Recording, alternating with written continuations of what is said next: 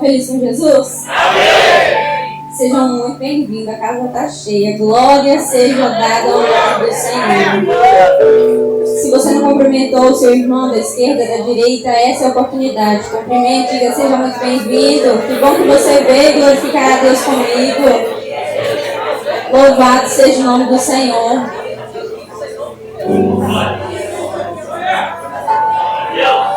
Louvado seja o nome do Senhor. Eu vou pedir para que os irmãos se coloquem de pé. Abra sua Bíblia em Jeremias, capítulo 36. Jeremias.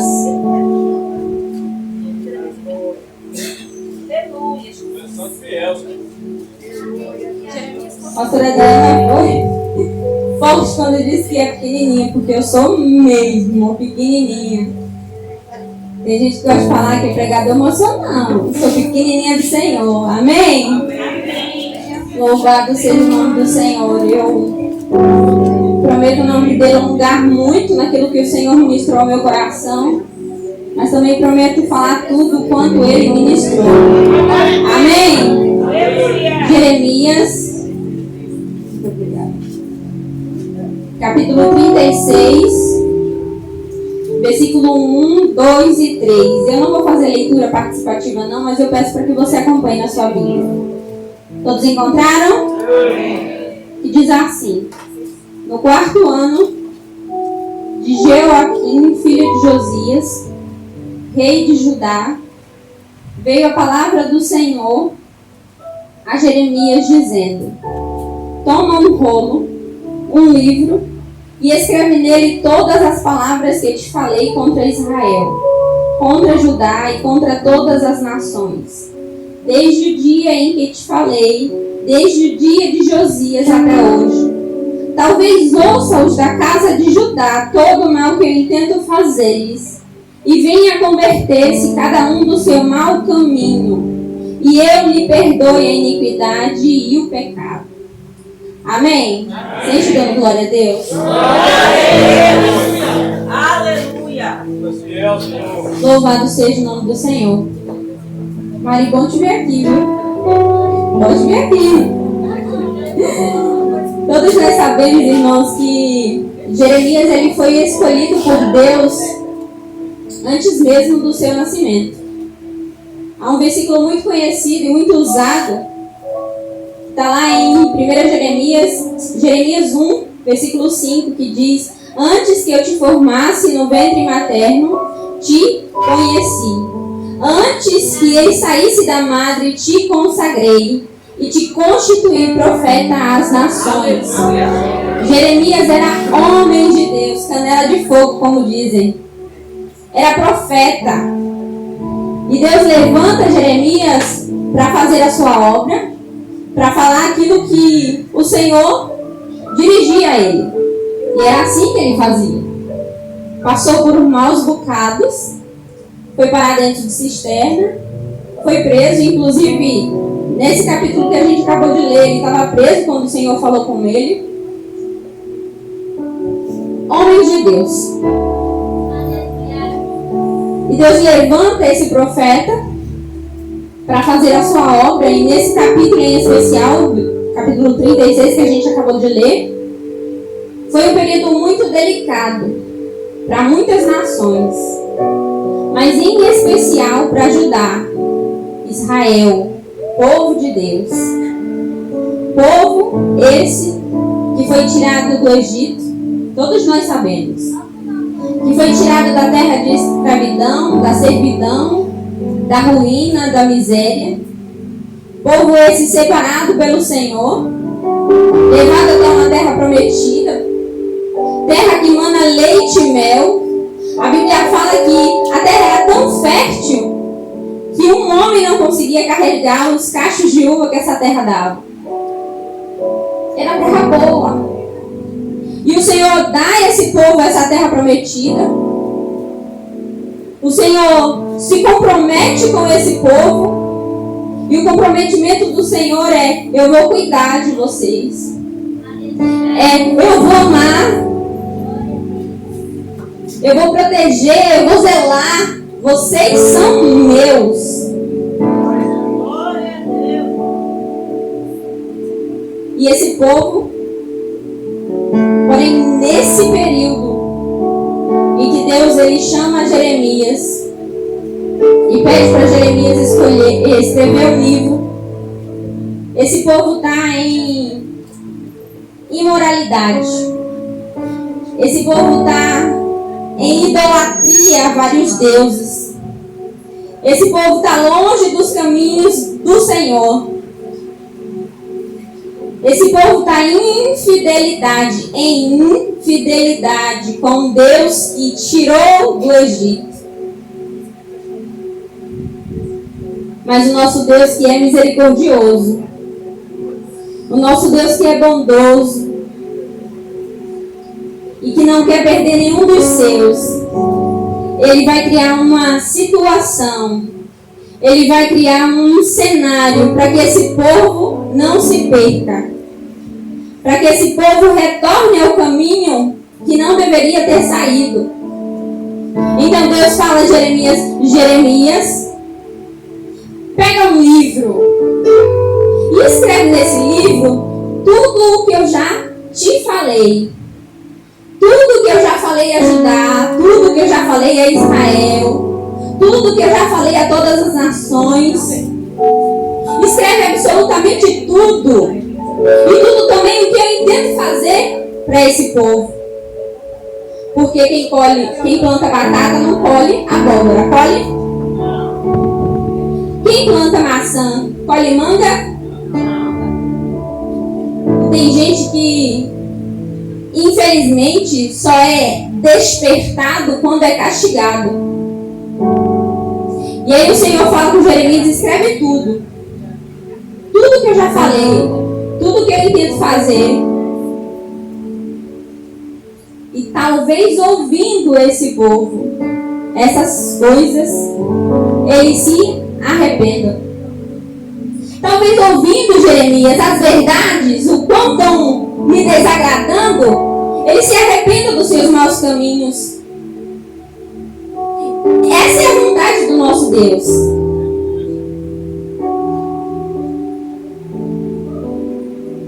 Sabe o que eu entendo quando Deus chama Jeremias e pede para que ele faça isso?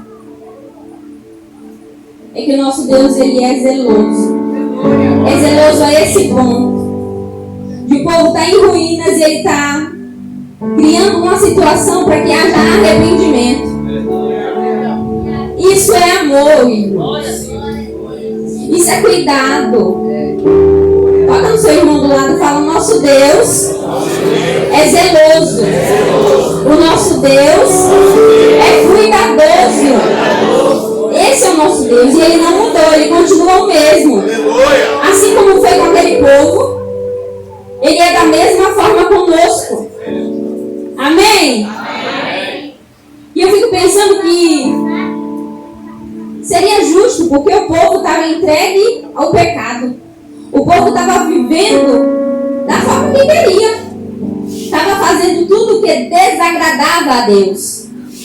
E eu fico pensando que seria justo, o Senhor é justo e Ele continuaria sendo justo se decidisse destruir esse povo. Sim ou não? Sim ou não? Sim. A palavra dele é fiel e verdadeira e ela diz que o salário do pecado é a morte. O salário do pecado é a morte. Mas o nosso Deus, que é grande, o nosso Deus que é misericordioso, o nosso Deus que é bondoso, irmãos, Ele vai olhar com um olhar de misericórdia para esse povo. Esse povo que está desagradando a Ele, esse povo que está longe dos caminhos, esse povo que está vivendo ao meu prazer. O nosso Deus, Ele olha com um olhar de misericórdia. Com um olhar de misericórdia. Aleluia. Eu fico imaginando se fosse nos dias de hoje, como a gente. É difícil quando a gente vê alguém que a gente ama, alguém do nosso convívio, falar alguma coisa que nos desagrada. Um amigo que fala ou faz alguma coisa que não nos agrada, a gente já fica irado, já fica bravo, já não quer me dar conta, já corta os laços. Mas nosso Deus não é assim. Ele é misericordioso. Aleluia! Glória a Deus. Então ele vai criar uma situação para que haja arrependimento. Isso porque ele ama. Porque ele nos ama. Ele nos dá a oportunidade de mudança. Porque ele nos ama. Ele nos dá a oportunidade de sair, de não perecer no pecado. Lembra de Elias? Tempo de Elias. O povo também no pecado. O povo adorando a deuses estranhos. Adorando a Baal. Adorando a deusa Será. Era tanto deuses. E o povo que conhecia o verdadeiro Deus estava adorando a deuses estranhos. Mas em todo tempo, Deus ele vai criar situações através da vida de Elias para chamar esse povo à atenção. Chamar esse povo a reconhecer o seu erro, o seu pecado, a fim de que esse povo abandonasse, voltasse a caminho que nunca deveria ter saído. Nosso Deus, ele não mudou, irmãos. Ele continua sendo o mesmo. Ele continua sendo o mesmo. Ele vai aonde for para resgatar a ovelha perdida. Ele continua sendo o mesmo de ontem, de hoje, de amanhã e eternamente. Esses dias eu estava ouvindo uma pregação. Na verdade era um trecho de uma pregação de um reverendo chamado Augusto Nicodemos. Eu não sei se a igreja conhece, eu particularmente gosto muito. Gosta, né? É? Glória a Deus, tem gente que gosta, hein? Não é só eu não. E a pregação dele, o trecho da pregação, ele falava justamente sobre essa misericórdia do Senhor. Essa misericórdia tamanha do Senhor de não nos deixar perecer no pecado. Essa misericórdia de Deus de não deixar perecer, mas nos chamar a atenção.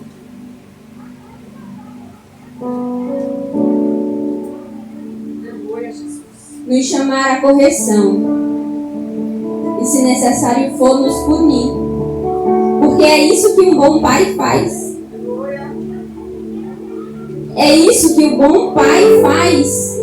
Ao ver seu filho na perdição, seu filho indo por um buraco, para cair no buraco, quem é o pai que vai deixar? E olha que somos maus. Não é assim que a Bíblia fala? Ainda que maus, sabemos dar boas coisas ao nosso filho, que dirá o Senhor. O nosso Deus não mudou, irmãos. Ele continua sendo o mesmo. E uma frase que esse reverendo falou que ficou bem gravada na minha mente é que Deus, ele não corrige filho dos outros. Ele corrige os seus filhos. Ele corrige os seus filhos. E isso porque ama.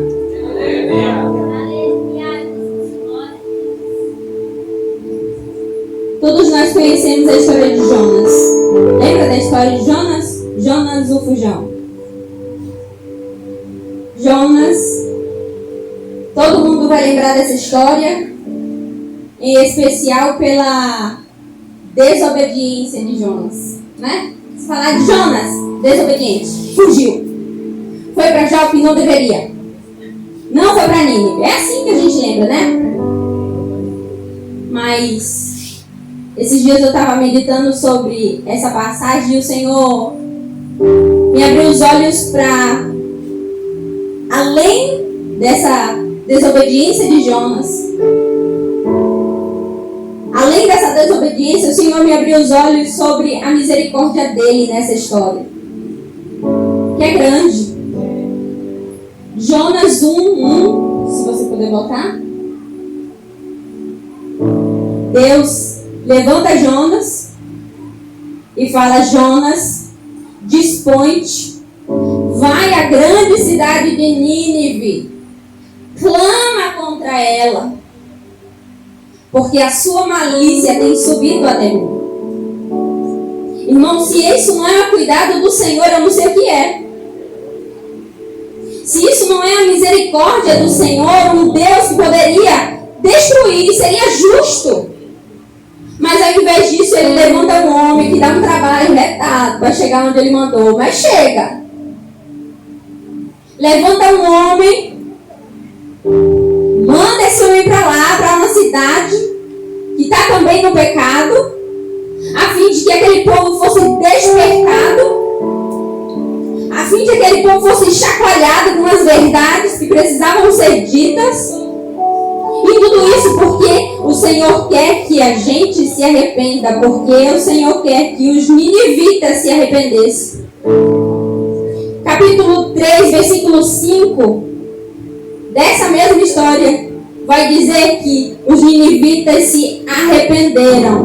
Glória a Deus. E creram em Deus. E jejuaram. E se vestiram de panos de saco, ou seja, se humilharam perante o Senhor. Não foi só homens, mas foi do rei até animais que reconheceram o seu pecado. Não só reconheceram o seu pecado, como se humilharam perante o Senhor. Como jejuaram pedindo misericórdia. Essa, irmãos, é a vontade do nosso Deus. Essa é a vontade do nosso Deus quando Ele nos chama a atenção, quando Ele chama a atenção dos seus filhos. Essa é a vontade do nosso Deus quando Ele chama a atenção dos seus filhos. Mas, infelizmente, tem muitos que, diferente dos ninivitas, daquele povo que jejuaram, que vestiram o pano de saco, que reconheceram o seu pecado, diferente deles, está indiferente à voz do Senhor. Infelizmente, tem muitos que estão indiferentes à voz do Senhor, aos alertas que o Senhor tem dado, às chamadas de atenção que Ele tem feito, ao puxão de orelha. Se for culto de revelação, benção, estou dentro. Mas se for culto de ensino, nem posso. Tem outras coisas. Se for palavra de amor, irmão, benção, é glória, o culto foi bom. Mas se for palavra de correção, misericórdia. Infelizmente é assim. Deus, Ele tem falado em todo o tempo, irmãos. Ele tem falado em todo o tempo. Não faz assim. Não age assim. Não pensa assim. Não é assim que me agrada. E muito tem ignorado. Tem vivido a sua vida do jeito que quer, achando que vai chegar ao céu desse jeito. O Senhor tem nos alertado. O Senhor tem dado e até criado situações para que haja mudança. Isso enquanto é tempo. Porque vai chegar o tempo que não vai ser mais possível. Infelizmente, vai chegar o tempo, ou felizmente, que não vai ser mais possível. Então, se precisa mudar, é hoje. Se precisa rever algumas atitudes, é hoje. Se precisa rever algumas posturas, é hoje. Não é amanhã. Não é daqui a um mês, não é no próximo ano. Como a gente faz, não, dieta eu começo na segunda. Não, irmãos. É hoje, a oportunidade que o Senhor tem dado é hoje. É hoje. A mudança é para já. Mas infelizmente tem gente que ler Bíblia? Que ignora até o Espírito Santo que habita em nós. O Espírito Santo está falando, está ensinando, ele está dizendo que é coisa da cabeça. Não é coisa da minha cabeça, coisa da minha mente. E é o Espírito Santo falando. E a criatura está. É tempo de despertar, irmãos. É tempo de estar com ouvidos sensíveis à voz do Senhor. Aleluia. É tempo da gente, sabe, despertar de verdade. 2 Crônicas 7:14. Quem quiser pode abrir, mas eu acho que ele também vai botar aqui.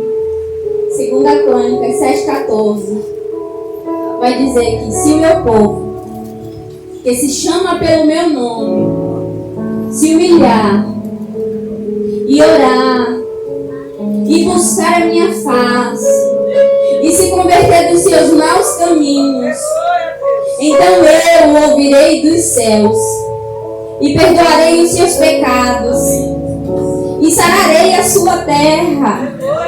É a palavra do Senhor, não sou eu que estou dizendo não, irmãos. É a palavra do Senhor.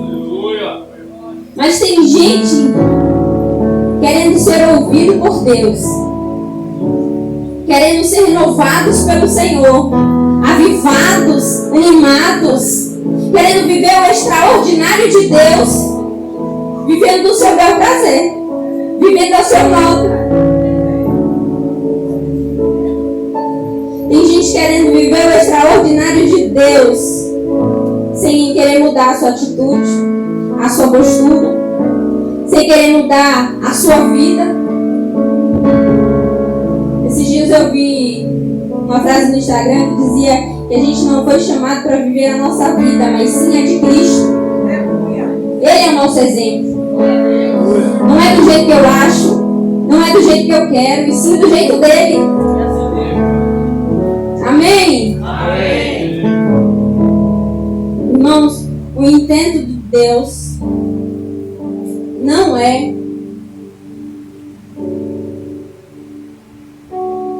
nos castigar. O intento do nosso Deus não é nos punir, não é nos destruir, mas é nos capacitar.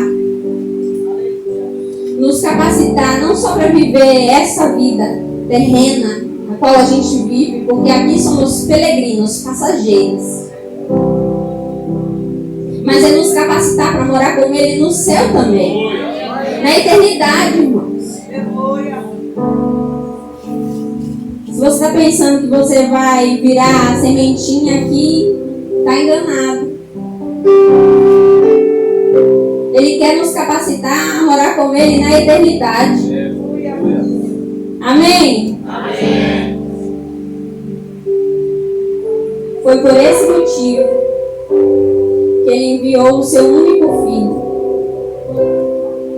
Jesus Cristo, que é o caminho, que é a verdade, que é a vida. Aleluia. Que ninguém vai ao Pai senão por Ele. Aleluia. Que salva, que transforma, que renova, que batiza. Aleluia. Foi por esse motivo, irmãos. Antes estávamos perdidos. Antes estávamos perdidos no lamaçal. E o nosso Senhor Jesus, Ele nos tirou, nos limpou, nos deu vestes novas. Glória a Deus. E Ele vem nos buscar, mas devemos estar preparados. Mas infelizmente tem muitos que acham que por frequentar a igreja é a seguridade de ir para o céu. Tem muitos que acham que por frequentar a igreja é a seguridade de que está agradando a Deus. Não, eu estou lá todo domingo, batendo cartão, todo domingo estou lá. É a escola bíblica dominical, estou. É culto de domingo eu tô. É oração de terça eu tô. É dia de quinta eu também tô. Vou pro céu. Lugar garantido. Oh, pobre coitado. Pobre coitado.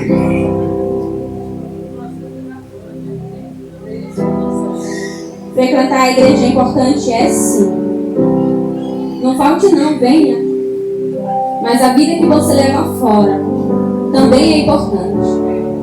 O jeito que você vive também é importante. Não é só aqui quando todo mundo vê, quando os olhos estão sobre você, mas é quando ninguém vê. É só quando Jesus, nosso Deus, Ele vê. Uma vez eu disse aos irmãos aqui, quando eu estava fazendo a abertura, que o culto a Deus não começa aqui. E é verdade, não começa aqui. O culto a Deus começa em casa. Nosso culto e adoração a Deus começa na rua. Começa na faculdade. Começa no trabalho. Não é só aqui. Não somos importantes para o Senhor só quando entramos em sua casa. Não somos importantes para o Senhor só quando estamos na igreja, mas também quando estamos fora. Deus, Ele não nos quer pela metade, irmãos. Ele não acha você interessante só no dia de domingo. Ele não acha você interessante só nas quintas. No horário das 7 às 10. Você é interessante para o Senhor todos os dias. Em todo o tempo. O olhar do Senhor está sobre nós em todo o tempo. Os olhos do Senhor estão sobre você em todo o tempo. Eu sei que a gente já ouviu, talvez algumas vezes, talvez várias vezes, essa frase: os olhos do Senhor estão sobre nós. E principalmente em relação ao cuidado e à providência do Senhor, amém, é verdade, os olhos do Senhor estão sobre nós para nos socorrer, para nos ajudar. Mas a gente tem que colocar essa frase, essa verdade também sobre aquilo que fazemos e talvez não deveríamos fazer. Sabe aquela rodinha de fofoca? Que não tem nada não. Sabe aquele assuntinho que não deveria e você está no meio? O Senhor está te vendo. Olha aí. O Senhor, Ele está nos vendo, irmãos. Eu não posso falar mal do irmão porque é simplesmente, não simplesmente, mas porque é pecado, mas também porque desagrada ao Senhor. Eu não posso falar mal do meu irmão. Isso não porque eu tenho medo do Senhor, não, mas porque amamos ao Senhor. Amamos, e quando amamos alguém, a gente busca agradar. Não é assim? Quando amamos alguém, a gente busca agradar esse alguém. Lembra do início do namoro? Tem casais aqui? Diz amém. Amém. E é que o meu marido fez muita coisa. Oh, Deus. Carregou água no cesto, ainda faz. Mas é assim, a gente busca agradar. Quer agradar Tiago? Faz um bolinho de banana com aveia e chocolate. É light. É light. Quer ver esse menino sorrir de orelha a orelha? Que esse bolinho esteja gelado. Olha aí. Irmãos, a gente tem interesse, a gente se esforça e é muito interessado, tem um afinco quando é para agradar o marido, a mulher, filho, filha. A gente faz coisas que até não gosta para agradar. Não é assim? Que dirá para o Senhor. No relacionamento com o Senhor tem que ser assim também. A gente tem que ser intencional em agradá-lo. Eu não faço porque é pecado só, mas eu não faço porque eu sei que se eu fizer eu vou estar desagradando ao Senhor. E como eu amo, eu quero agradá-lo, eu não vou fazer.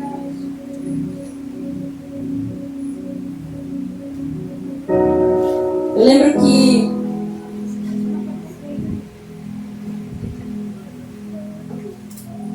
na minha mocidade tinha um pastor que ele sempre falava, com a oportunidade que ele tinha de falar com os jovens e adolescentes da igreja, ele sempre dizia: jovem, jovem, cuidado, os olhos do Senhor estão sobre vocês, seja na escola, seja em casa, no quarto, sozinho, no banheiro.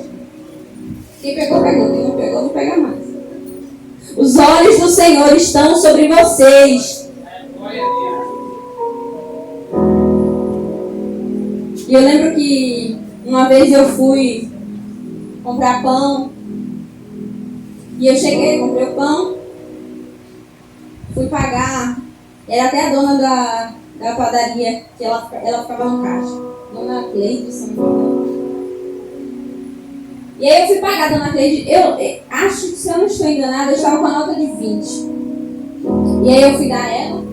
Eu não sei o que ela estava enfrentando, mas ela não estava bem. Porque eu dei a nota de 20, ela me devolveu a nota de 20, me deu outras notas e umas moedinhas. Eu falei: mulher, tá errado. Olha aqui, eu que te dei, ensinei o básico, né? Eu te dei o 20, você tem que cobrar em cima dos 20. Não me devolveu. E ela pediu desculpa, agradeceu e me deu o troco e eu saí. Mais adiante eu fui, porque eu tenho essa mania, fui contando. E eu percebi que mesmo assim ela tinha me dado dinheiro a mais. E o primeiro pensamento que eu tive foi: eu não vou voltar lá. Eu falei a primeira vez, a mulher me deu, por que isso? Eu não vou voltar mais lá não.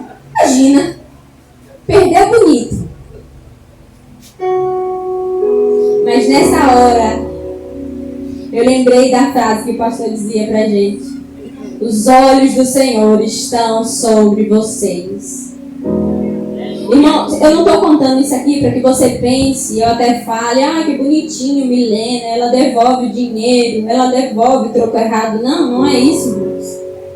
Mas é para que você tenha em mente que os olhos do Senhor estão sobre você. Não é só quando você está aqui. Os olhos do Senhor estão sobre você em todo lugar que você está.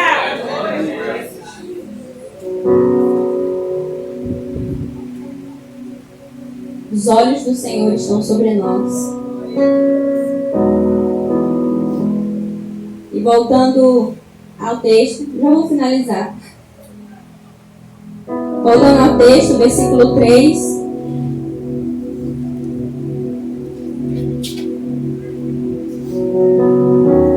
Vai dizer: talvez ouçam os da casa de Judá todo o mal que eu intento fazer-lhes, e venha converter-se cada um do seu mau caminho, e eu lhes perdoe a iniquidade e o pecado.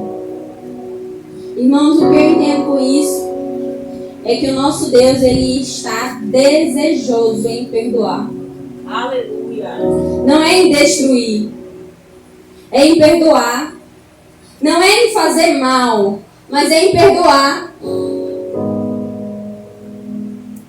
E Ele tem nos dado chance, oportunidade, para que haja conserto, para que haja restauração em nós, para que haja mudança, e mudança de verdade. Mas não basta Deus querer e até criar situações para que haja arrependimento, mudança, se nós não estivermos dispostos a isso. Não basta o Senhor criar situações para que haja arrependimento, para que haja transformação, se nós não estivermos dispostos a receber, a mudar de verdade, a se arrepender, a entrar pela porta que é estreita e não larga, como muitos dizem. A porta é estreita, é difícil a passagem.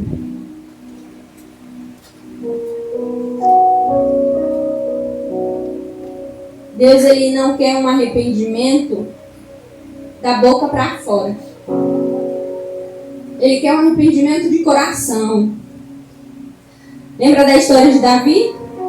Em especial quando Natan vai até ele, enviado pelo Senhor para contar a história de Davi. Davi pegou a mulher de Urias e Natan chega até ele e conta: olha, porque tinha um homem que pegou uma ovelhinha, tendo ovelhas. E Davi fica enfurecido. Davi fica bravo. E ele pergunta: quem é esse homem? Para que eu castigue? Quem é esse homem? Me fala quem é. Para que ele receba a punição. E aí o profeta Natan diz: é tu. Esse homem é tu. É você, Davi, esse homem tão mau. E o que Davi faz, irmãos? Ele não cria 1000 desculpas e oferece ao Senhor. Não. Ele se lança ao chão. Ele reconhece o seu pecado. Ele pede perdão, isso de coração. Davi é conhecido como um homem segundo o coração de Deus. Exemplo para nós. Em Joel 2, 12, versículo 13, 12 e 13, vai dizer: rasgai o vosso coração e não as vestes. Convertei-vos ao Senhor vosso Deus, porque Ele é misericordioso, é clemente, é tardio em irar-se, é grande em benevolência. O nosso Deus é misericordioso, é clemente, é tardio em irar-se, é grande em benevolência. Ele não quer um arrependimento da boca para fora,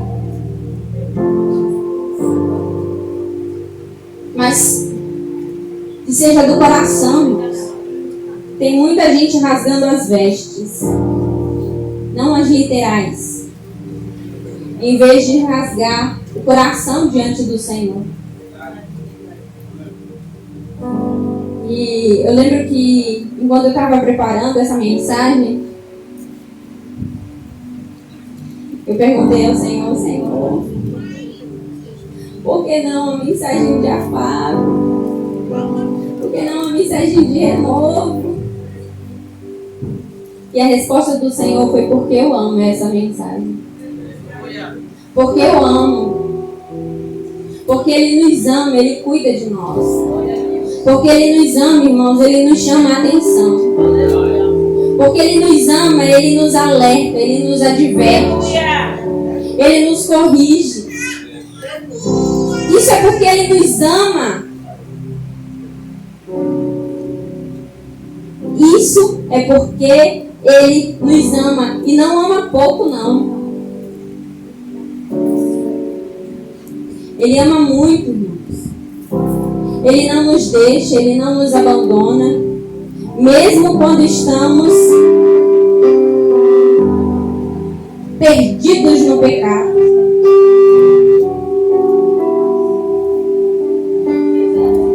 Mas Ele é tão amoroso e bondoso que Ele vai criar um cenário para que você volte, para que nós voltemos ao caminho que não deveríamos sair. Amém? Amém. Se você precisa rever alguma atitude, rever os seus conceitos, se você precisa abandonar certas coisas que você faz, mas que até sabe que não agrada ao Senhor, mas continua fazendo, o tempo é hoje. A hora é agora, irmãos. Jesus Cristo, Ele está voltando. Não foi cantado aqui no instante? Ele está voltando. Ele está às portas. E Ele quer uma noiva preparada, adornada. Ele quer uma noiva branca, alva como a neve. Não é de qualquer jeito. Amém? Amém. Esse é o nosso Deus. E como eu falei, Ele não mudou. O mesmo Deus atencioso com aquele povo que foi tirado lá do Egito, da terra da escravidão. Ele é o mesmo Deus de hoje. Ele é o mesmo Deus que tem os seus olhos voltados para você. Tem os seus olhos voltados para a sua casa, para a sua família. Você é interessante para Ele. Ele ama. E como eu falei, não é pouco esse amor. Não é superficial, mas profundo. Amém, irmãos? Amém. Eu vou convidar o bispo.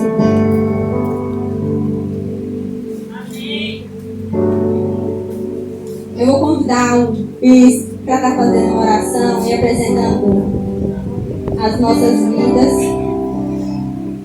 Eu fico até aqui. Eu desde já agradeço a oportunidade e oro para que o Espírito Santo Ele continue a ministrar o nosso coração. Amém?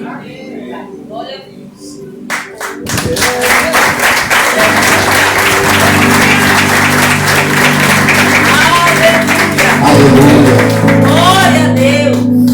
Quero voltar ao início de tudo.